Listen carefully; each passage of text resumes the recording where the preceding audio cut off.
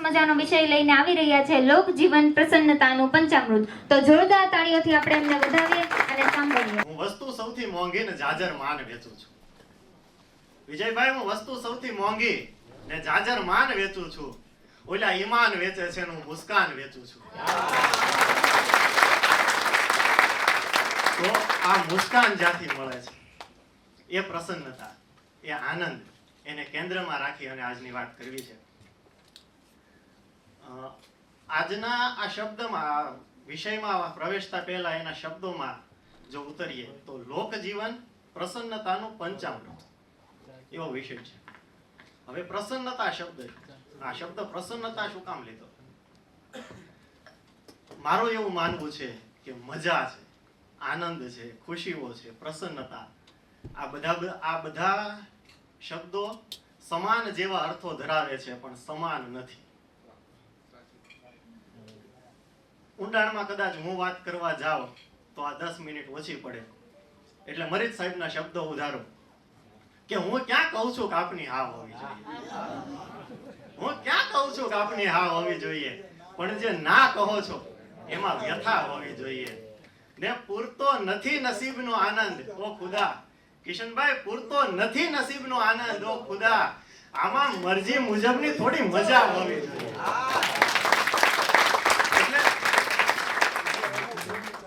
હવે મજા શબ્દ જે આવ્યો ને ત્યાં બહુ હળવાશથી મરીજ સાહેબે મરજી મુજબની મજા મૂક્યો. એટલે મજા છે ને એ તમારી મજા થાય નહીં, આનંદ થાય એ અંદરથી આવે, પણ મજા ક્યારેય થાય નહીં, મજા બહારથી જ લેવી પડે. એટલે મજા કદાચ હું બોલતો હોઉં તમને કઈ કંટાળો આવતો હોય તો મજા બીજી લઈ શકો તમારી મરજી પ્રમાણે, પણ આનંદ થાય.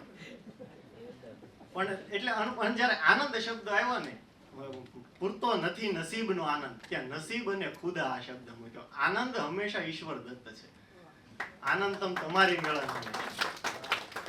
એટલે મજા ક્યાંક બહારથી આવે છે, આનંદ થાય પણ ખરો. તમે એમ કહી શકો ખૂબ આનંદ થયો તમને મળે, આનંદ આવે ખરો, એટલે બહારથી આવે, અંદરથી થાય આનંદ.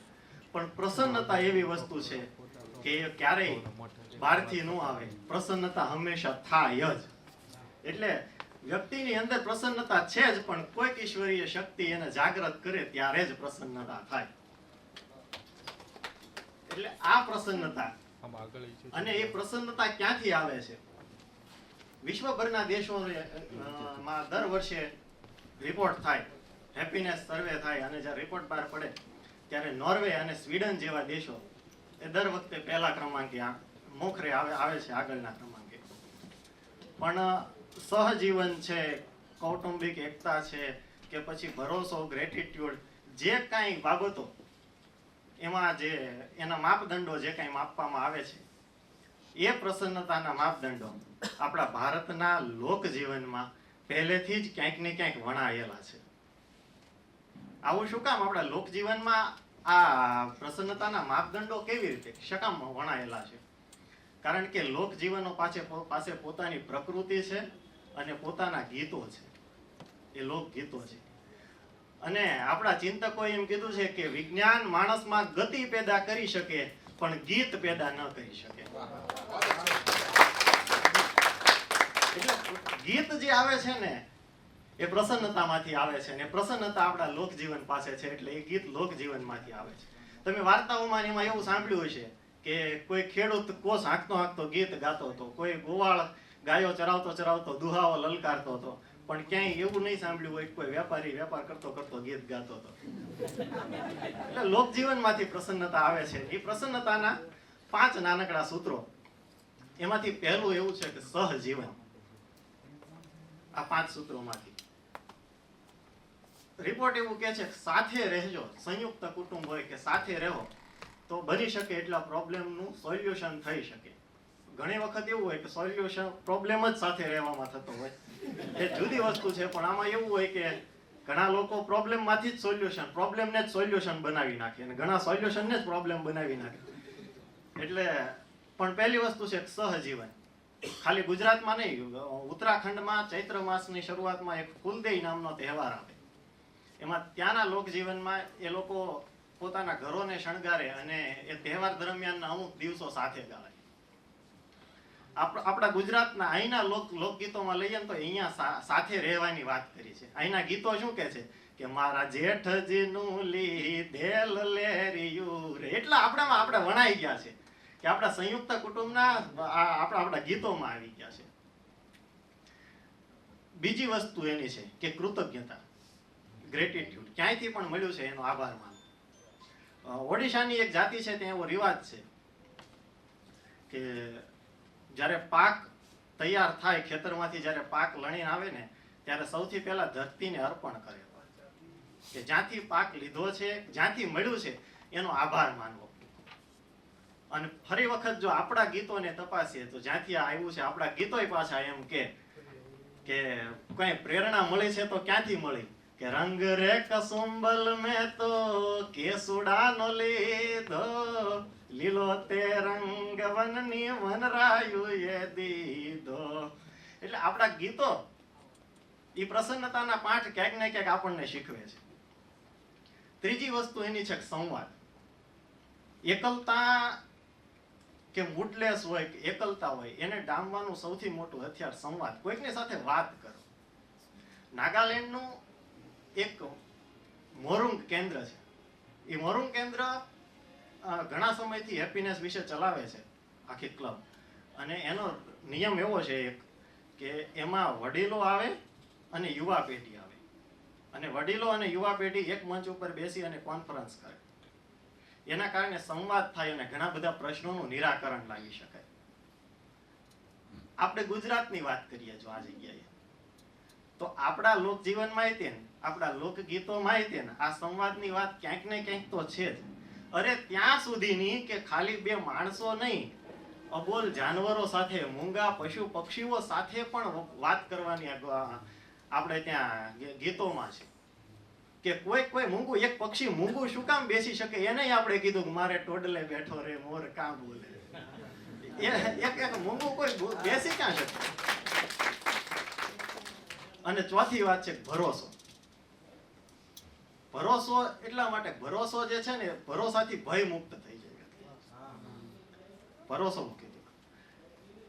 એટલે લોકજીવનમાં તમે જોવા જાવ ને તો ખાસ કરીને ડાંગ વિસ્તારમાં, આદિવાસી વિસ્તારમાં, ત્યાં હોળી દરમિયાન અનેક સાહસિક પ્રવૃત્તિઓ થાય. એ ભરોસા ઉપર ચાલે છે. બીજું આપણો જન્માષ્ટમીનો તહેવાર, એમાં માણસોનો મિનારો બને. 7-8 ગોવાળિયાઓ ટોળે વળીને એકબીજાને ખંભે ચડીને એ જે માનવ મિનારો ઉપર ચડેલાની ભરોસો છે કે નીચે વાળો વ્યક્તિ રાજકારણની જેમ ખસી નહીં જાય. એટલે ચોથી વસ્તુ છે ભરોસો. અને પાંચમી વસ્તુ જે મને સૌથી વધુ ગમે છે કે પ્રકૃતિની સાથેનો સંબંધ. પ્રકૃતિની વચ્ચે જે રહે છે ને એ પ્રસન્ન રહી શકે છે.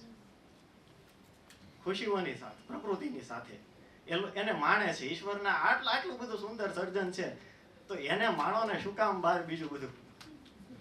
એટલે આપણે એક મેઘાલયમાં એવું છે કે એ લોકો વૃક્ષની જીવંત ડાળીઓનો પુલ બનાવે અને સાથે એમાં ધૈર્ય હોય કે એક વૃક્ષ કપાય નહીં, વૃક્ષની જીવંત ડાળીઓ એમનામ રહે. લગભગ 15 વર્ષનો જેટલો લાંબો સમય લાગે વૃક્ષને ફાલતા ફૂલતા વિકાસ પામતા.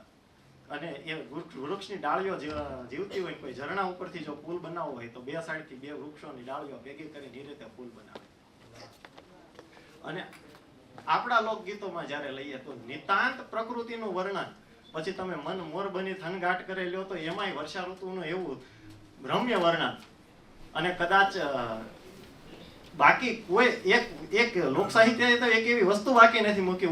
ઉગતો સૂર્ય હોય એનોય વર્ણન કરે. ભલે ઉગ્યા ભાણ તિહારા લવ ભામણા, મારી જીણ મરણ લાગે રાબરું રાખજે કશ્યપ રાઉત ને. એનોની સૂર્ય જ્યારે આથમવા જાય ત્યારે સંધ્યા સમયે એ સંધ્યાની રમ્યતાનું પાછું વર્ણન કરે. કહુ કાટ કુંજા વળ્યા રૂંજા પંખ પુંજા પ્રગટિયા ધરિયા ગુલાબી રૂપ ધરણી અને ગીત ખગરા ગુંજિયા અફાટ ધરણી ઝૂમ અંગે સ્નેહીઓ શર્માવતી મહારાજ દિનકર મેર ઢળતા આમ સંધ્યા આવતી ઓડ્યા ફુવારા રંગ હદક્યા પ્રકૃતિ રમવા પડી ભયવંત સુરભી વળી પાછી ઉડી રજ અંબર ચડી ભગવંત ભક્તિ તણા ભાવે ફૂલડા વર આવતી મહારાજ દિનકર મેર ઢળતા આમ સંધ્યા આવતી. જે આમ સંધ્યા આવતી એક સાંજને આપણે આટલી